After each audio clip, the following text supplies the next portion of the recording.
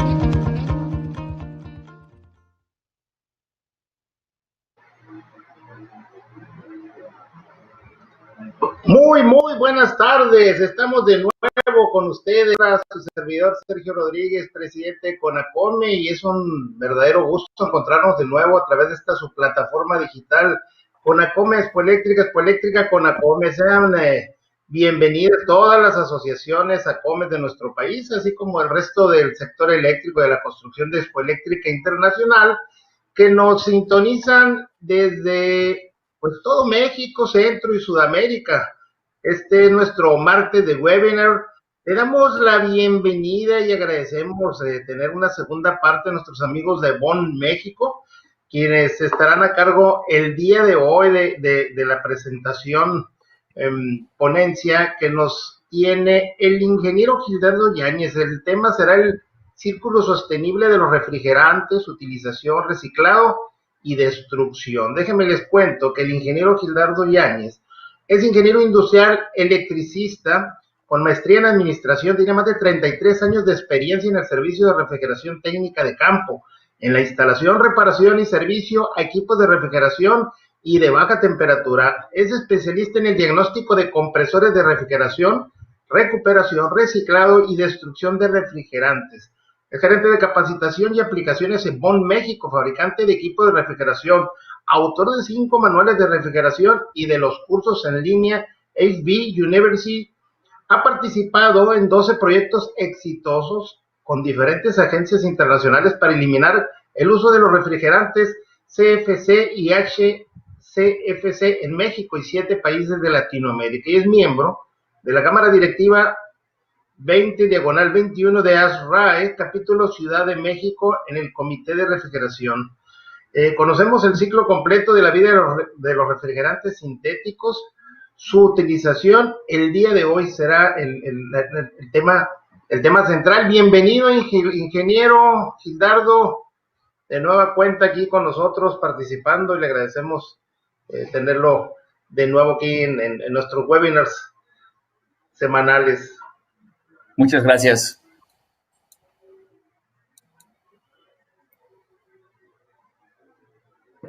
Empezaremos con video, con la presentación, Gildardo. Podemos empezar con la presentación y al final ponemos el video. Adelante. ¿Qué tal? Muy buenas tardes. Agradezco mucho la invitación a Expo Eléctrica, y el día de hoy les tenemos preparado un tema que seguramente va a ser de su interés. Vamos a platicar del ciclo sostenible de los refrigerantes, y aquí nos vamos a ir desde la parte de cuando nos empezamos a tener contacto con la refrigeración, cuando ya platicamos hace 2 semanas sobre la cadena del frío, y ahora nos vamos a ir un poquitito más atrás para ver de dónde proviene esa cadena de frío y cómo estamos cómo estamos gestionando los refrigerantes que tenemos en la actualidad. Pues unos de ellos son sustancias agotadoras de la capa de ozono, otros son gases de efecto invernadero de elevados potenciales de calentamiento global, y también, bueno, que el efecto que está teniendo en el consumo de la energía en nuestro planeta. Bueno, no es una situación exclusiva de México, sino a nivel global. Y bueno, y básicamente el protocolo, lo que estamos haciendo para tratar de mitigar todas esas emisiones.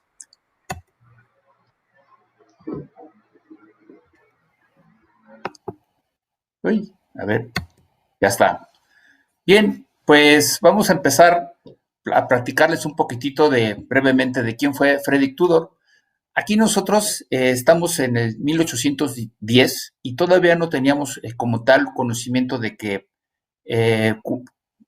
la refrigeración mecánica como la conocemos en la actualidad, sino aquí básicamente Frederick Tudor, lo pueden checar en internet, de hecho son historias interesantes a los que nos dedicamos al frío, y él básicamente se hizo millonario y fue conocido como el rey del hielo de Boston. Y él lo que hizo fue empezar él hereda una granja allá en Nueva Inglaterra, pues, al norte de los Estados Unidos, y él lo que tiene es mucho hielo en esas propiedades.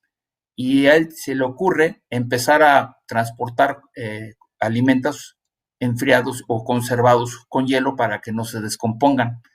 Y de ahí, incluso él es el primero que tiene la idea de empezar, compra un barco, coloca el hielo. De hecho, no ningún capitán de ningún barco quería transportar el hielo para conservar alimentos. Sin embargo, él compra su primer barco y ahí empiezan a transportar alimentos alrededor del mundo. Incluso se dice que está documentado que llegó a transportar alimentos hasta la India. Ya después, en 1830, o sea, 20 años después, ya estamos en pleno apogeo de la revolución industrial. Sin embargo, aquí todavía no teníamos el problema de cómo podíamos producir ese frío de manera artificial. Básicamente aquí lo que teníamos eran las máquinas térmicas, pero las ocupábamos para producir calor, y básicamente pues aquí ya teníamos las máquinas de vapor, pero de aquí se empieza a aplicar, digamos que una ingeniería inversa, y también empiezan a pensar la forma de cómo le íbamos a ocupar esas máquinas para producir calor, pero para igual forma para producir frío. Nosotros las ocupamos, son los sistemas de refrigeración modernos que conocemos en la actualidad. Llegamos a 1830 y de aquí empieza la parte teórica. ¿Cuánto trabajo útil se le puede obtener una cantidad de calor determinada? Y entonces aquí uno de los problemas que se tenían, y aquí es alguien que quizás muchos de los que están estudiando ingeniería que nos estén escuchando en estos momentos, aquí aparece el primero que se llama Sadi Carnot, y él era un joven ingeniero de la artillería francesa. Incluso él había participado en la derrota de Waterloo con el general Napoleón Bonaparte en 1815, y de aquí pues estaban buscando la forma de poder nuevamente empezarse a recuperar después de las guerras que hubo en ese tiempo para poder empezar a tener esta economía. Y aquí pues básicamente Sadi Carnot es el primero que busca la forma de empezar a cómo mejorar la eficiencia. Y aquí en 1830 aparecen los ciclos de refrigeración, el ciclo por absorción, y aparece el ciclo por compresión, que es el que ocupamos hasta hoy en día. Y en ese tiempo, la manera en la que empezamos a producir nosotros nuestro frío de manera artificial fue a través de unos refrigerantes que se conocen hoy en día como refrigerantes naturales. Y aquí los refrigerantes que ocupamos para producir frío de manera artificial, pues aquí aparece el amoníaco, el ácido sulfúrico, éter, dióxido de carbono, isobutano, butano y propano. De aquí, de estos refrigerantes que tengo, el único que ya nos está ocupando en esos momentos va a ser el ácido sulfúrico y el éter, y ahorita vamos a ver cómo después de muchos años estamos regresando a reutilizar estos refrigerantes. El que se empieza a ocupar en 1830 y a la fecha se sigue ocupando, pues es el amoníaco. Y ya el dióxido de carbono, ya empieza a haber muchísimas instalaciones en el mundo con este refrigerante o este refrigerante natural, y ya también ya tenemos incluso en las tiendas de conveniencia y quizás en algunos domicilios, refrigeradores de propano, que es inflamable, y el de isobutano, que ya podemos saber más adelante porque los empezamos a ocupar. De aquí, bueno, pues aparece el señor ingeniero Jacob Perkins en 1835, y él es el primero que logra ganar una patente en una máquina de refrigeración. Y ya aquí ya es lo que nosotros conocemos la patente para el primer ciclo de refrigeración, y esto está basado en las teorías de Sadi Carnot. Y de aquí, pues el título de esta patente, ubicada así el 14 de agosto de 1835, se llama Aparatos y medios para producir hielo y para enfriar fluidos. Y de aquí, pues esta idea donde salió del ingeniero Oliver Evans, que la concibió en 1805, pero él no logró aterrizarla, como decimos nosotros, o logró construirlo. Sin embargo, pues de aquí de 1805 empiezan sus trabajos, 30 años después, lo logran hacer, y básicamente también se otorga otra patente similar en Escocia, pero son separadas. Y en 1850 aparece el primer refrigerante que ya lo empezamos a ocupar ya en un ciclo de refrigeración por compresión, y aquí ya es el amoníaco. El amoníaco se obtiene, se conoce como refrigerante natural, pero también es un gas industrial, y ese se obtiene por un proceso de síntesis, y el primero que logró hacerlo fue el ingeniero Michael Faraday. Nosotros en la electricidad lo conocemos porque él fue el que desarrolló tenemos los capacitores, y por eso se llaman las unidades los faradios. O sea, el ingeniero Michael Faraday estuvo un tiempo trabajando en la termodinámica y después ya se dedicó a los fenómenos electromagnéticos. De aquí, la primera sistema de refrigeración que aparece por amoníaco, aquí ya tenemos pistones que se ocupan para estar comprimiendo el amoníaco, y de aquí pues lo vamos nosotros condensando, lo liberamos, y con eso le bajamos la presión, la temperatura, y con eso vamos a empezar a trabajar para producir hielo. O sea, en ese tiempo lo primero que empezamos a hacer como civilización es empezar a producir grandes bloques de hielo con amoníaco, que es una aplicación común. Ustedes pueden encontrar fábricas de hielo en la actualidad que ocupan refrigerante amoníaco para producir hielo. Ya llegamos a 1850, que es lo que estamos platicando, y de aquí ya tenemos el primer ciclo por refrigeración por compresión. Si me pueden poner el video del ciclo de refrigeración para explicar brevemente de qué estoy platicando.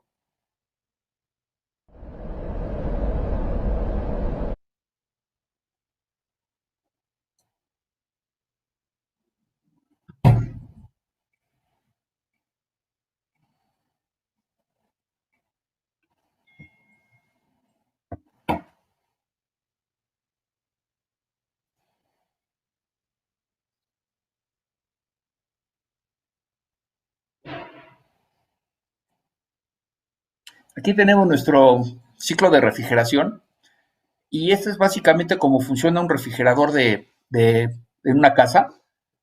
Y básicamente lo que hacemos nosotros es un gas que nosotros lo comprimimos, le elevamos la presión, le elevamos la temperatura, lo pasamos a través de un condensador, le extraemos el calor y volvemos al líquido. Nuevamente lo pasamos a través de una válvula de expansión, le bajamos la presión, le bajamos la temperatura y en ese proceso es cuando nosotros podemos atrapar el calor. Y de ahí, pues, es lo que nosotros ya conocemos como la refrigeración moderna. Pasa un poquitito de tiempo y aquí en 1850 aparece algo que nosotros conocemos como los ciclos por absorción. Aquí aparecen dos hermanos, Edmond Carré, que él lo hace, su máquina de absorción con ácido sulfúrico, y Ferdinand Carré la patenta, pero él ocupa amoníaco y agua. Y ya por ahí de 1850 se desarrolla la máquina para hacer hielo y de ahí esos datos que se obtienen o los hallazgos los ocupa alguien muy conocido en el aire acondicionado, Willis Haviland Carrier, y de aquí con esos desarrollos que se van haciendo, pues Willis Haviland Carrier con eso ya tiene los datos como para poder empezar a trabajar en lo que es los primeros sistemas de aire acondicionado. Y 7 años después, o sea, 1857, ya aparece el primer refrigerador de uso industrial, que nosotros los conocemos como cámaras de refrigeración. Aquí aparece después el refrigerante industrial de dióxido de carbono, y este se licúa por primera vez o se captura igual por Michael Faraday y su colega Humphrey Davy en 1823. De aquí el primer desarrollo, el francés Frioler produce hielo sólido y este es el que se ocupa a la fecha. Nosotros ocupamos hielo seco muchas veces para poder estar transportando medicamentos, que es una práctica que, bueno, se inventa el hielo seco en 1835 y se sigue ocupando a la fecha. Ya después, en 1866, el ingeniero Thomas Love desarrolla el primer sistema de dióxido de carbono, pero para producir hielo a bordo de los barcos. De aquí ya podemos empezar a tener la manera de cómo ir transportando alimentos. Se ocupaba para los barcos pesqueros, pescaban, atrapaban mariscos, pescados, los atrapaban y ya en los barcos ya podían ir produciendo su hielo, que es algo que ya se hace, es una práctica común, como lo vamos a ver al final en un video, y ya se va transportando con hielo. En 1881 aparece el ingeniero Carl Linde y aquí ya se construye el primer sistema de CO2, pero estático. El primero viajaba en barcos y después ya se pone de manera estática, ya se empieza a ocupar en cámaras o refrigeradores industriales. Y ya para 1894, el ingeniero Richard Mollier, nosotros somos es muy conocido para los que han estudiado termodinámica, ya se realiza el primer diagrama de Mollier para poder trazar el comportamiento del dióxido de carbono. Este dióxido de carbono es otro de los refrigerantes, estos son naturales, todavía no llegamos al siglo XX, y de aquí, bueno, pues empieza a desarrollar, llegamos al siglo XX, y ya muchos de la flota pesquera o de transporte o la flota refrigerada iba 37% llevaba amoníaco, el otro llevaba ya con 25% de todos los barcos que había, y una vez que se empezaron a mejorar los sistemas de amoníaco ya por ahí de la década de los 30, el dióxido de carbono empezó a perder importancia. Y ya para 1940, fíjense, empieza a perder un poco de importancia, sin embargo, en 1940 se tenía mucho de la flota estaba refrigerada con dióxido de carbono, de acuerdo al registro Lloyd. El registro Lloyd es un registro que está en Inglaterra, se puede consultar todavía en línea, y ahí es donde se iban reportando todas las actividades de los barcos, ahí se reportaba si le cargaban gas o se lo soltaban, y ya para la década de los 50 se deja de utilizar porque ya aparecen los refrigerantes sintéticos. En los 30 empieza a perder importancia y se vuelve a redescubrir, que es cuando lo volvemos a empezar a reutilizar, que lo empieza a investigar el ingeniero Lorenzen, y es el que empieza a investigar la tecnología del dióxido de carbono. De aquí llegamos a 1930, pasamos de los refrigerantes, que nosotros los conocemos como refrigerantes naturales, y aquí ya se inventan los primeros refrigerantes sintéticos. Estamos pasando de una tecnología, o sea, pasamos prácticamente 100 años ocupando refrigerantes naturales, amoníaco, unos eran tóxicos, otros de alta presión, otros inflamables, y en 1930 se inventan los primeros refrigerantes sintéticos, que son los CFCs, y como no son peligrosos para el ser humano, y son muy seguros para poder trabajar con ellos, empieza el declive del uso de esos sistemas de refrigeración de refrigerantes naturales Y aquí, pues los que nos dedicamos a la refrigeración y que también apoyamos en proyectos de tipo ambiental, pues, levantamos el primer monstruo, que sería el agotamiento de la capa de ozono. Sin embargo, el desarrollo de esos refrigerantes sintéticos nos permitió crear nuestra cadena de frío moderna, que es básicamente de la que dependemos en nuestra actualidad. Nosotros somos dependientes de esta cadena de frío, la ocupamos para transportar medicamentos, la ocupamos para transportar todos nuestros alimentos, que es un tema que vimos hace 15 días, y está formada por diferentes equipos. Se ve que aquí en mi diapositiva, pues tenemos la refrigeración transportada, tenemos los centros de distribución y tenemos cualquier cantidad de equipos en la que nosotros tenemos que mantener nuestros alimentos. Ahora, estos FCs que se inventaron en 1930 ya fueron eliminados en México. Todavía se llegan a ocupar para aerosoles, pero son de tipo medicinal, no son liberados a la atmósfera. Y bueno, aquí la situación que estos gases tienen una permanencia atmosférica o una vida atmosférica de 60 hasta 1700 años. Y esa estabilidad que tienen les permite llegar hasta la troposfera y empezaron a dañar lo que sería nuestra capa de ozono, ya que estos gases, por ejemplo, uno que tengo aquí que dice R11, se le llamó que ese es el referente, porque este gas tiene 3 moléculas de cloro. Ahorita vamos a ver de qué estoy platicando. Aquí, estos gases refrigerantes, estos refrigerantes que tenemos sintéticos, por ejemplo, si a mí se me escapaba 1 kilo de R11 a la atmósfera, era como si hubiera liberado 4.700 kilogramos de dióxido de carbono a la atmósfera por cada kilo. Y del R12, que se ocupaba, lo encontraban en todos los refrigeradores, por lo menos aquí en México, hasta el año 2005, que empezó todo el proceso de eliminación, y después vamos a platicar ahorita de cómo se destruyó todos estos refrigerantes. Pero aquí, si se nos escapaba 1 kilo de R12 de un refrigerador, por ejemplo, doméstico o de refresquero, era como si hubiéramos liberado 10.900 kilogramos de dióxido de carbono, siendo que su vida atmosférica es de 100 años. Los CFCs son los otros refrigerantes que se ocupan. Lo vamos a encontrar en los equipos de aire acondicionado. En la actualidad se sigue ocupando, ya su potencial de agotamiento de la capa de ozono ya es mucho menor. Sin embargo, nosotros tenemos que empezar a dejar de utilizar estos gases, ya que este refrigerante ya está enfrente a un proceso de eliminación, precisamente por los daños que estaba ocasionando a la capa de ozono. Uno de ellos es el R22, el otro es un agente de limpieza 141B, y este segundo, el 141B, se ocupa como espumante para hacer, por ejemplo, los vasos de poliuretano. También se ocupaba para limpiar tarjetas fenólicas y también para hacer espumas, y también como agente de limpieza de sistemas de refrigeración. Pero como este gas tiene un uso, es un solo uso, si nosotros lo ponemos en una espuma y ya la espuma la dejamos de utilizar, este refrigerante se sigue evaporando y se sigue emitiendo cloro a la atmósfera. Obviamente cada vez ya nos están ocupando este agente en nuestro país para hacer espumas, pero bueno, todavía ya está prohibido y pues ya tampoco se está ocupando. Sin embargo, el R22 lo tenemos instalado en muchos equipos. Los primeros en señalar o darse cuenta de este problema de los FCs fueron el recién fallecido el doctor Myron Molina y su colega Frank Sherwood Rowland, que fueron los primeros que se dieron cuenta de que estos FCs podían empezar a reducir la capa de ozono. En ese tiempo todavía no se alcanzaba a ver. Sin embargo, conforme fueron pasando el tiempo, se dieron cuenta que esos gases iban a afectar la capa de ozono porque tenían una vida atmosférica muy larga. Y por sus trabajos recibieron el Premio Nobel de Química en 1995 por su trabajo sobre la capa de ozono.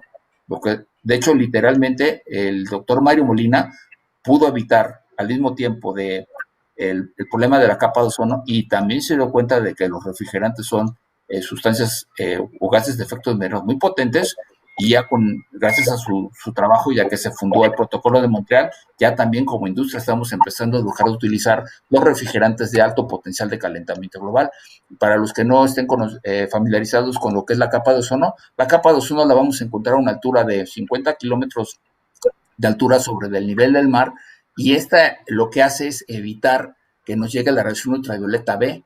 Esta nos va a evitar que nos dé cáncer, que es algo que está sucediendo, ¿no? Tenemos un problema con esa situación, y lo que demostraron Molina y Rowland es que un solo átomo de cloro que llega a la atmósfera puede destruir 100,000 moléculas de ozono. y el hecho de que nosotros lo estuviéramos emitiendo con nuestra tecnología hacia la atmósfera, pues logró provocar que se adelgazara la capa de ozono.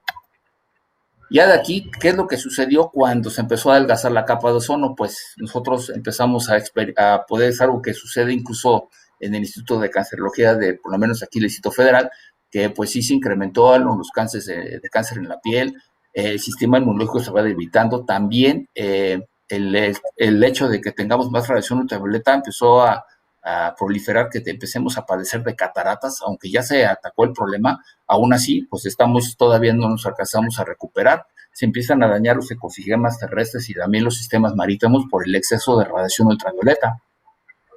De hecho, el agujero de la capa de ozono más grande que hemos tenido se detectó se midió el 24 de septiembre de 2006, que llegó a medir 30 millones de kilómetros cuadrados.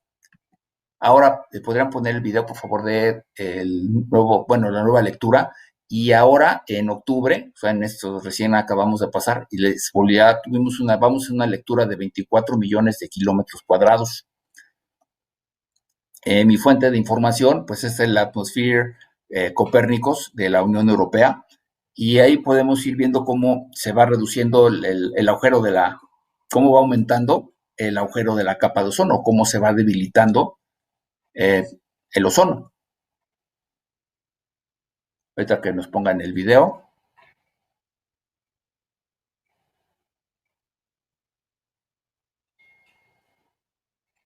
Aquí tenemos el video y vamos viendo cómo arrancamos a 1 de julio y lo que ustedes ven en la parte inferior es la Antártida. Conforme nos vamos acercando a lo que sería el cambio de estación, vean cómo se va empezando a hacer más profundo y más profundo, cambia de tonalidad, y este agujero llegó a medir 24 millones de kilómetros cuadrados en el mes de octubre.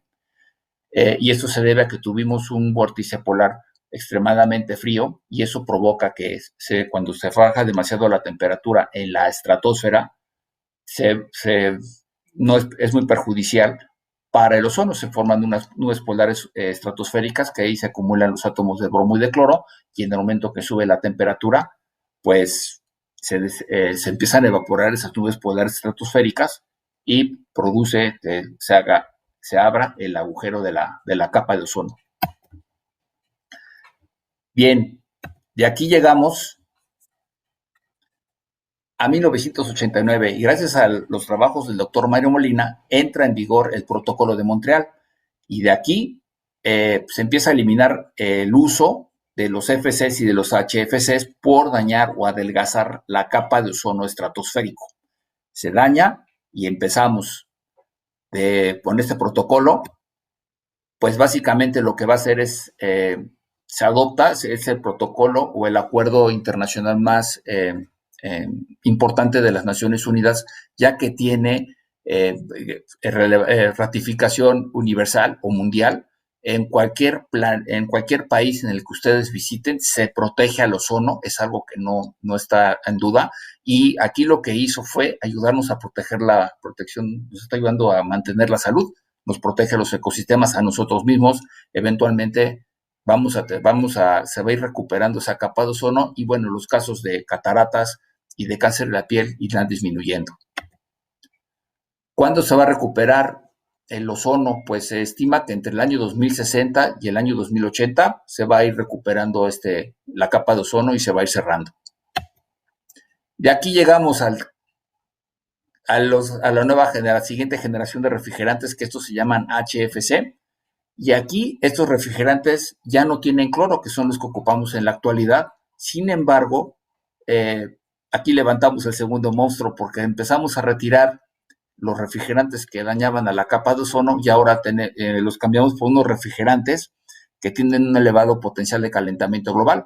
De hecho, un problema que tenemos como industria es muchos de nuestros equipos fugan, y estos refrigerantes van provocando calentamiento global. Estos pertenecen a una tercera generación, no pasamos por los FCs, de refrigerantes sintéticos, después pasamos a los HFCs, la segunda, y esta sería la tercera. De hecho, ya tenemos una cuarta generación, que ya serían la nueva generación de refrigerantes, que ya no tienen un potencial de calentamiento global tan elevado. Nosotros los que ocupamos en México son estos que tengo aquí, 134, para los que no son tan técnicos, no los vamos a encontrar en muchos de los vehículos como dentro del aire acondicionado, otros los ocupamos para el aire acondicionado de las casas o de los edificios. El que dice 404A lo vamos a encontrar en la mayoría de los supermercados y de otros procesos industriales. Un ejemplo, estos refrigerantes, por ejemplo, uno que dice aquí 404A, dice PSG 3780. Si se me escapa a mí 1 kilogramo de 404 a la atmósfera, es como si hubiera liberado 3780 kilogramos de dióxido de carbono a la atmósfera. Y así me voy, ¿no? 407C, 406A, 2730, 2088. Y aquí es el segundo problema que tenemos ambiental, el calentamiento global.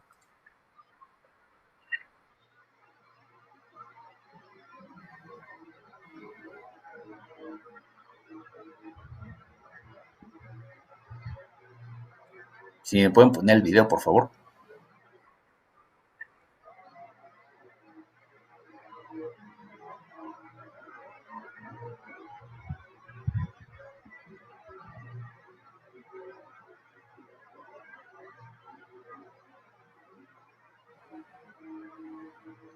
Y aquí cuando empieza lo que es la revolución industrial, arranca el video, se va a detener por ahí de 2016, y aquí vamos viendo cómo se ha ido elevando la temperatura de nuestro planeta, que bueno, todavía se duda de que es por la actividad humana, lo más seguro es que sea por parte de nosotros, todas nuestras emisiones que estamos lanzando, y aquí también se están yendo mucha de nuestra tecnología, porque nosotros no nos podríamos sobrevivir como humanidad si canceláramos la cadena de frío. La cadena de frío tiene que seguir y lo que tenemos que ir haciendo es mejorando nuestros refrigerantes y nuestras prácticas, al igual que la eficiencia energética de los equipos. Ahorita les voy a platicar de 2 definiciones que aparecen en el manual de refrigeración de RAE. Para evitar estas fugas o poder estar liberando ese refrigerante, hay formas de poder controlar esto. Una de ellas se llama recuperar o recuperación, y la definición que aparece en el manual de refrigeración de RAE, pues es remover el refrigerante. Nosotros traemos equipos, simplemente lo podemos recuperar, lo podemos meter en un tanque recuperador sin analizar ni procesar este refrigerante. Se recupera, se le hace el servicio al sistema de refrigeración y después se vuelve a cargar. Después necesita otro proceso, este se llama reciclar. En nuestro país, aquí ya significa que vamos a limpiar el refrigerante. En la actualidad ya tenemos equipos de reciclado portátiles y también existen los centros de reciclado en donde se llevan esos refrigerantes y se les retira el aceite, la humedad, sólidos, cualquier contaminante que pueda tener ese refrigerante para volverlo a recargar en un sistema de refrigeración, y con eso nosotros vamos reciclando esos refrigerantes y con eso vamos reduciendo. No estamos comprando más refrigerantes, simplemente podemos reducir el consumo de refrigerante, por ejemplo, de nuestro país, ya que estamos reciclando el refrigerante. Estas prácticas de recuperar y reciclar es algo que ya se hace de forma común, en la que evitamos ya emitir refrigerantes a la atmósfera. En los centros de reciclado que hay en nuestro país, existen de 2 equipos. Hay uno que es que se llama reciclado de un solo paso. Este que tengo aquí son lo que hacen las recicladoras portátiles. Es un solo paso. Nosotros recuperamos el refrigerante, lo vamos limpiando, lo vamos metiendo a ese tanque de almacenamiento que está de color gris con amarillo, hacemos el servicio y después de ese tanque lo volvemos a meter al sistema de refrigeración, y ya con eso queda el sistema funcionando nuevamente y nos ahorramos la emisión al medio ambiente.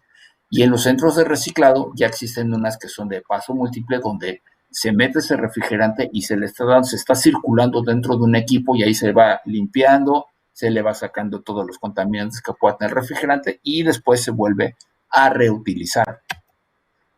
Y una vez que se hace el gas, se reciclan, pero sin embargo lo recuperamos un sistema que estaba altamente contaminado o que lo revolvieron con otros refrigerantes. El caso es que ya no lo vamos a poder reutilizar. Entonces es cuando hacemos el proceso de destrucción. Nuestro país es el único país en Latinoamérica que tiene 2 tecnologías aprobadas por el Protocolo de Montreal para destruir refrigerante.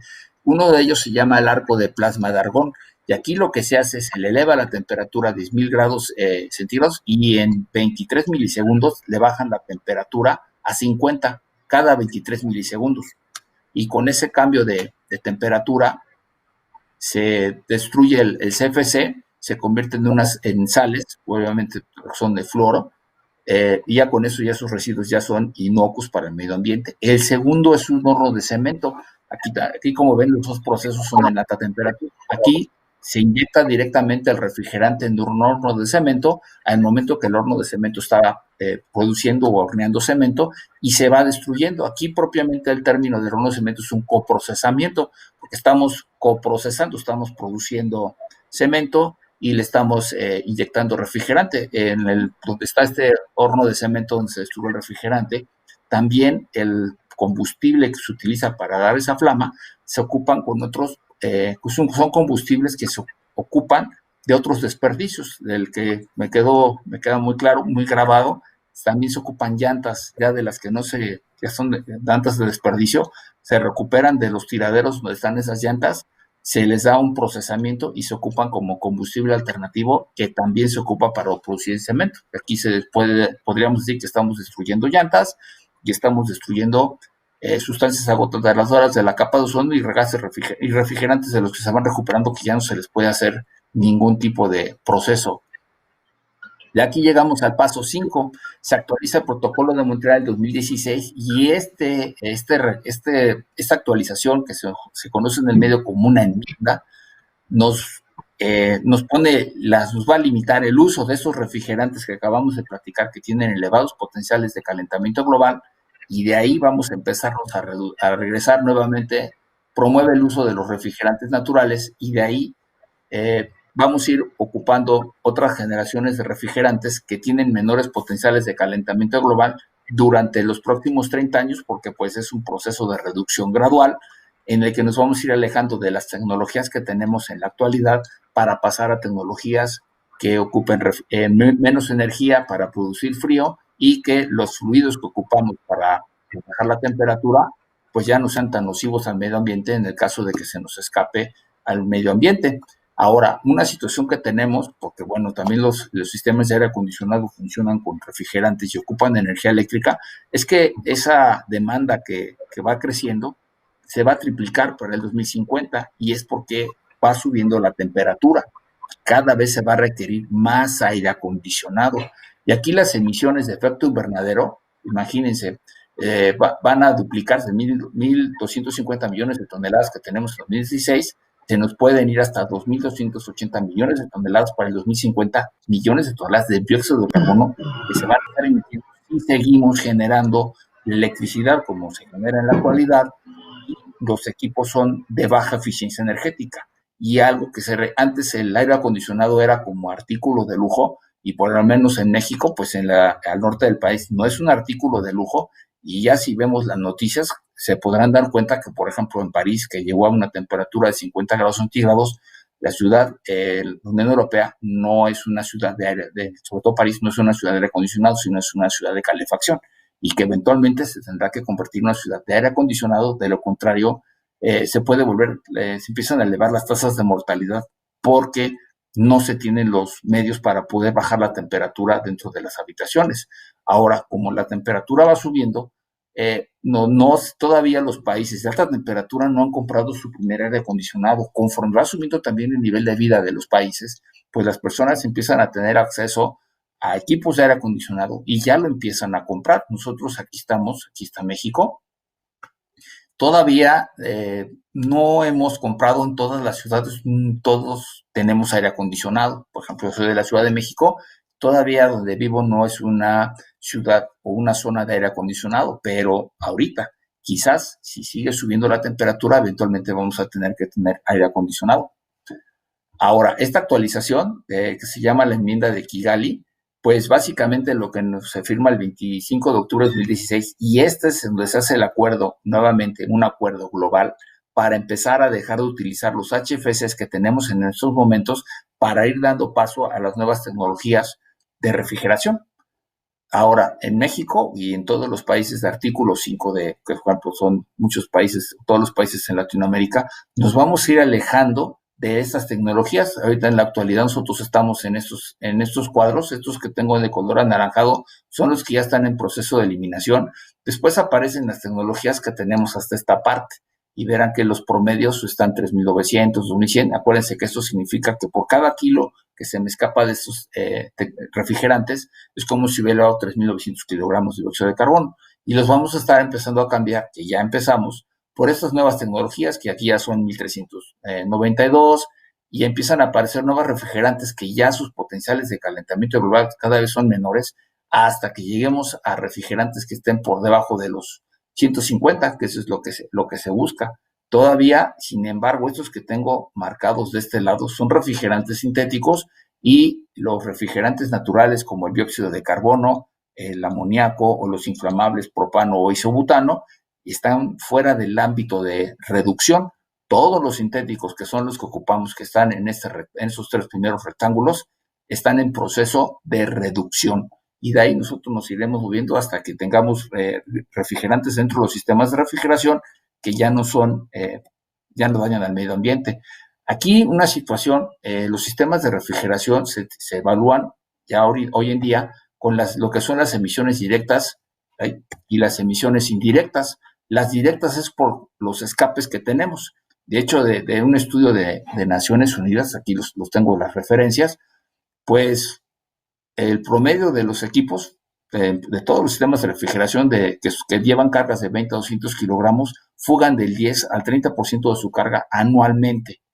Y de lo que se consume, por ejemplo, en los países, por ejemplo, vamos a centrarnos en México, el 30% del refrigerante que se consume es para equipos nuevos, y el 70% aquí le pusimos mantenimiento, pero mantenimiento significa para estar recargando todo el refrigerante que se nos va escapando al medio ambiente por fugas, por mantenimiento, porque se rompe tenemos algún daño, sobre todo en las fugas de refrigerante. Y de las emisiones indirectas que tienen que ver con el consumo de energía. La enmienda de Kigali nos pide que hagamos una reducción aquí, y también que se van a fomentar acciones de eficiencia energética. Tenemos que hacer que los equipos de refrigeración sean más eficientes.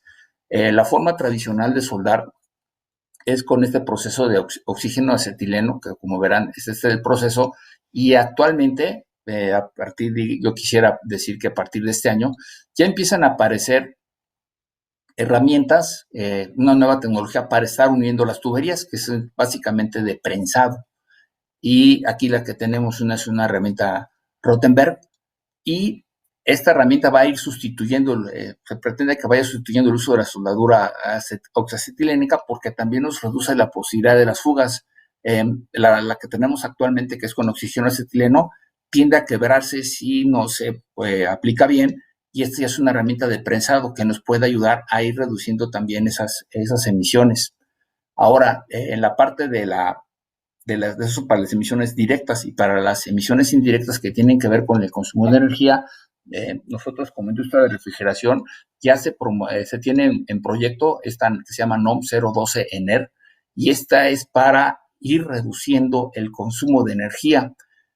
Infortunadamente todavía no ha sido publicada, estamos esperando que nuestras autoridades ya la liberen y la publiquen, y ya con esto se pueden ir desarrollando los equipos, porque bueno, esto se produce un equipo, se lleva a un laboratorio, se mide su consumo de energía y sale al mercado. Y de ahí, así como ustedes ven los equipos de refrigeración que tienen unas etiquetas, esta normativa es para los equipos de refrigeración comercial, como los que comercializamos en Bonn, que son equipos divididos para ya sistemas de refrigeración más grandes.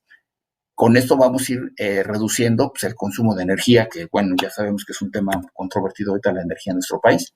Ahora, con respecto a los HFCs, tenemos de los naturales, por ejemplo, los estoy comparando aquí, los HFCs naturales y los sintéticos. Como verán, este es el sintético, este es el equivalente, ¿no? 3.922 kilogramos de dióxido de carbono. Este es el dióxido de carbono, que es 1. Y aquí tengo el 134A. Como verán, los potenciales de calentamiento global, el dióxido de carbono es el refrigerante que tiene menor impacto al medio ambiente, pues es el referente. Sin embargo, tenemos esta situación, los refrigerantes sintéticos, por ejemplo, los más modernos, conforme van bajando su potencial de calentamiento global, se empiezan a volver inflamables, que es algo que en la industria ya nos estamos adecuando a recibir estos nuevos refrigerantes sintéticos que van a ser ligeramente inflamables, o como el propano o como el isobutano, que son inflamables, con capacitación. De hecho, hay programas de capacitación que unos los ofrecen los fabricantes y otros los estará ofreciendo la Organización de las Naciones Unidas, en la que están entrenando los técnicos de refrigeración para poder manejar esas nuevas generaciones de refrigerantes que, bueno, que ya combinados con los nuevos equipos se reduce notablemente el consumo de energía y las emisiones directas y las emisiones indirectas.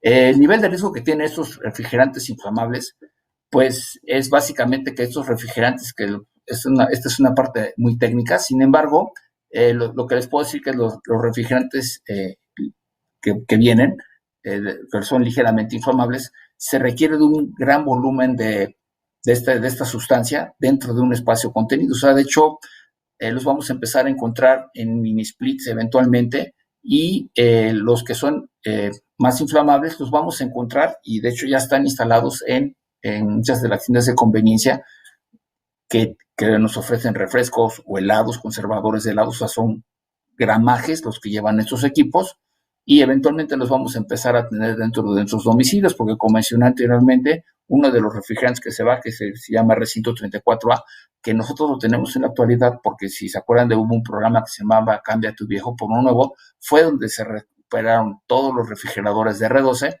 se les retiró el refrigerante y se destruyeron en esas tecnologías que acabamos de platicar, el rodo de cemento, el arco del plasma de argón.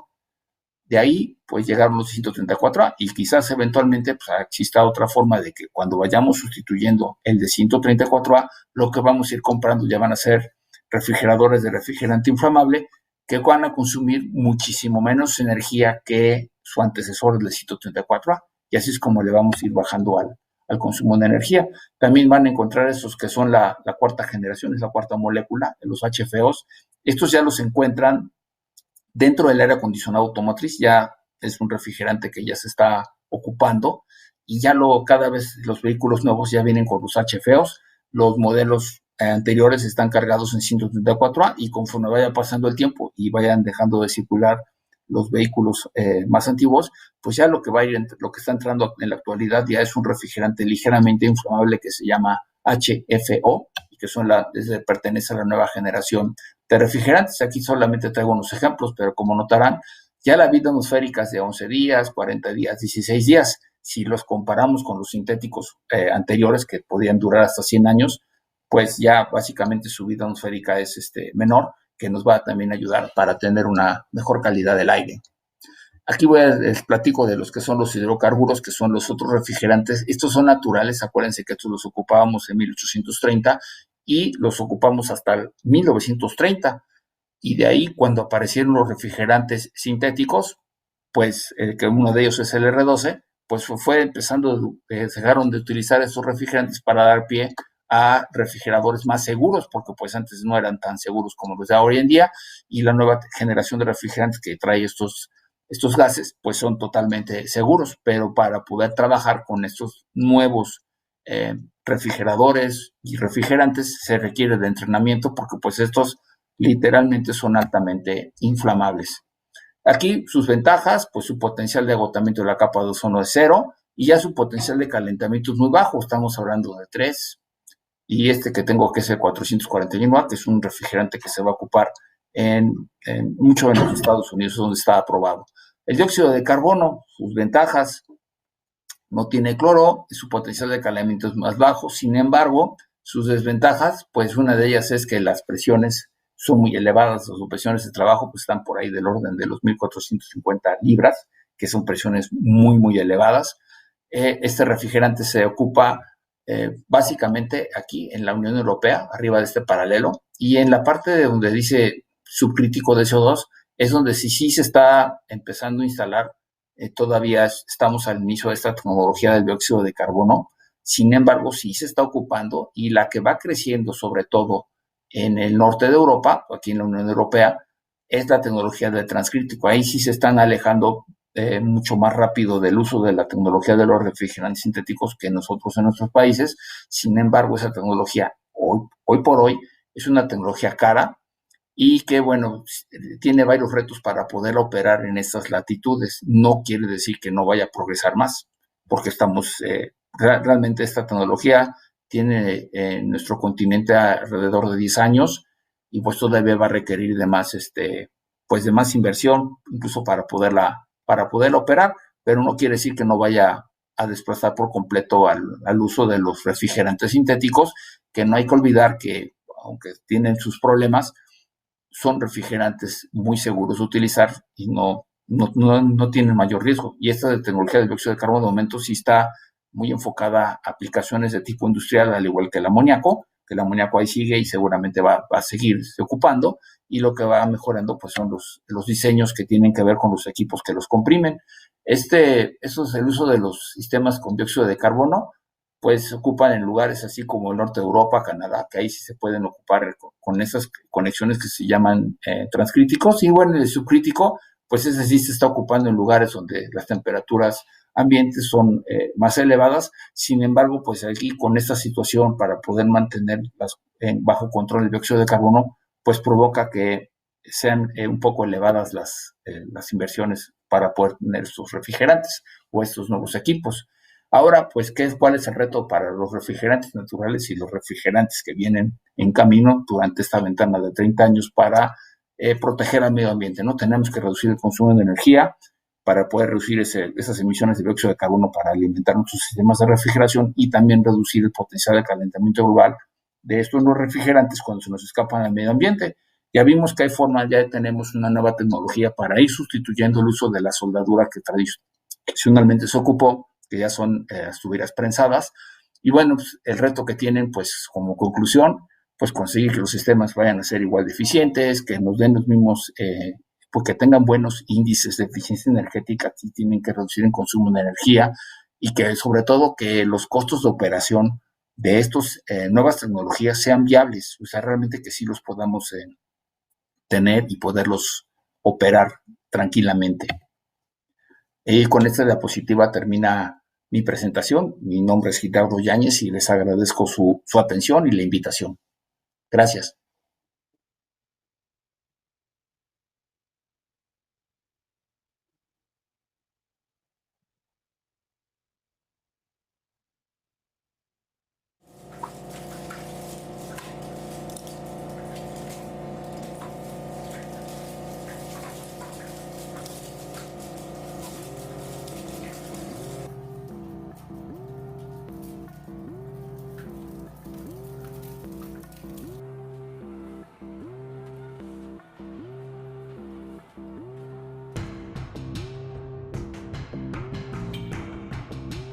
Las fábricas de hielo FB Ice satisfacen las necesidades de hielo en escamas para su uso en distintas industrias, con capacidades que van desde 1 y hasta 50 toneladas por día. Están presentes en distintas aplicaciones como la industria pesquera, cárnica, alimenticia, zoológicos y construcción. Nuestras fábricas de hielo son construidas con la más alta calidad en tecnología y componentes, como los generadores de hielo Geneglaze, en conjunto con la capacidad y eficiencia de los compresores Copeland o Bitzer, compatibles con los refrigerantes R404A, R507 y R449A. Todos estos elementos, combinados con la experiencia en equipo de refrigeración de Boone de México,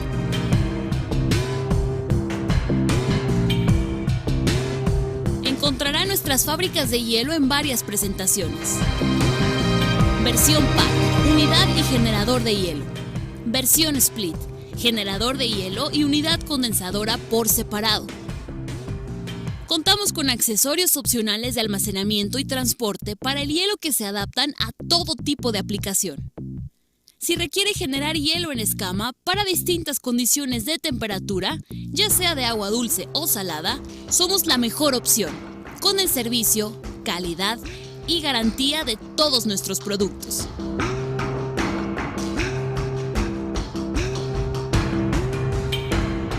Boone, innovamos para que el mundo disfrute los beneficios del frío.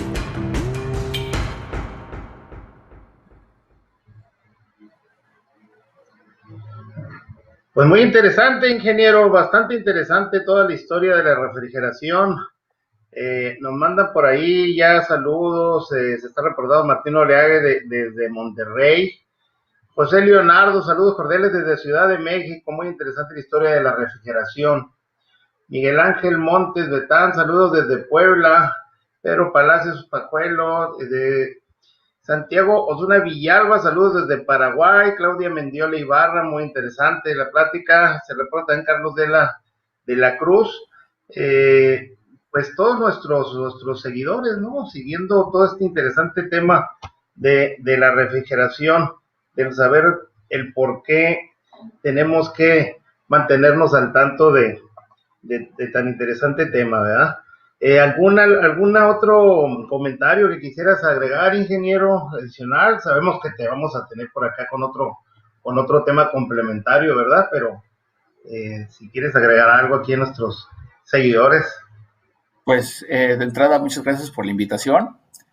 Y bueno, pues ya vieron que nosotros en la refrigeración somos una industria indispensable para que nosotros podamos, pues ahora sí que le debemos mucho parte de nuestro desarrollo. De hecho, la refrigeración está totalmente conectada con lo que es la energía eléctrica, porque bueno, conforme empezamos algo que sucedió, no mencioné, es que cuando se quería electrificar los Estados Unidos, los refrigeradores no eran eléctricos, eran en base en hielo. Y en el momento que se inventó el refrigerador eléctrico, pues era así como que la mejor noticia que pudieron recibir los que estaban electrificando los Estados Unidos, porque todas las amas de casa querían tener un equipo que fuera un refrigerador y que consumía energía eléctrica 24 horas al día.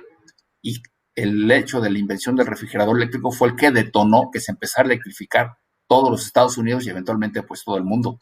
Porque bueno, ya las amas de casa ya no tenían que, por ejemplo, quizás ir a cazar venados y que se le fueran a echar a perdernos, sino ya tenían un medio de cómo mantener la comida fresca.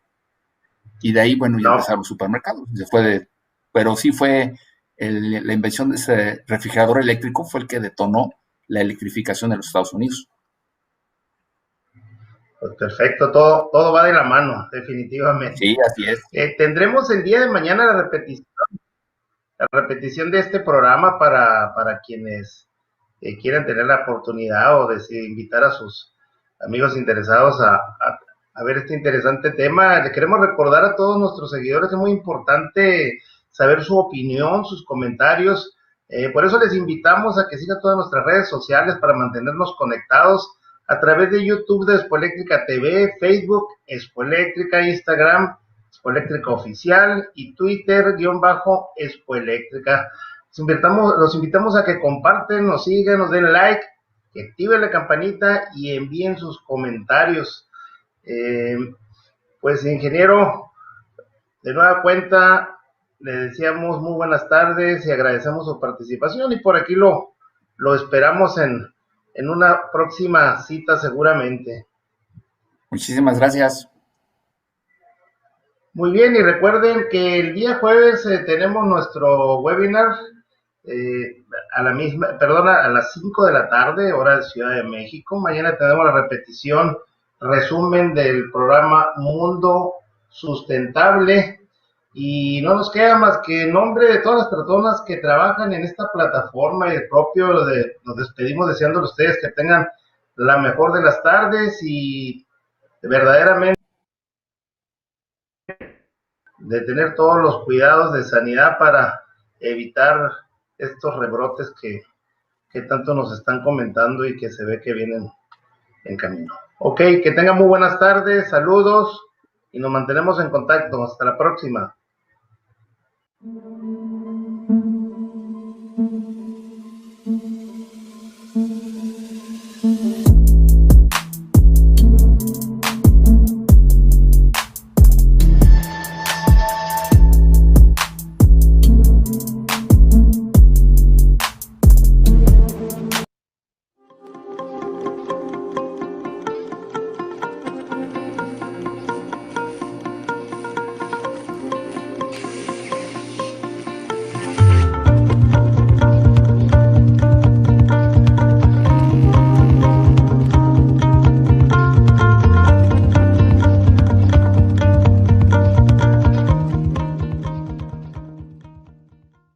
Escúchanos este sábado en Mundo Sustentable a las 9 de la mañana por Imagen Radio. Tendremos como invitado a Marco Cosío, vicepresidente ejecutivo de Infraestructura Inteligente en Siemens México, Centroamérica y el Caribe en Siemens. Y nos compartirá el tema El compromiso de Siemens en la sustentabilidad. Por esta razón, no te puedes perder Mundo Sustentable este sábado a las 9 de la mañana por Imagen Radio. ¡Pon tu granito de arena! Conacome y Expo Eléctrica presentan. Hola, ¿qué tal? Soy Humberto Jiménez, gerente de ventas OEM de la compañía Eaton Guzman. Los vengo a invitar a nuestro próximo webinar que tendremos el día 29 de octubre a las 5 p.m., donde hablaremos de las soluciones que tenemos en baja tensión, media tensión, supresores de picos de voltaje y nuestros nuevos desconectadores compactos. Los esperamos. Gracias. Expo Eléctrica y Conacome. ¡Te esperamos! Conéctate con los expertos.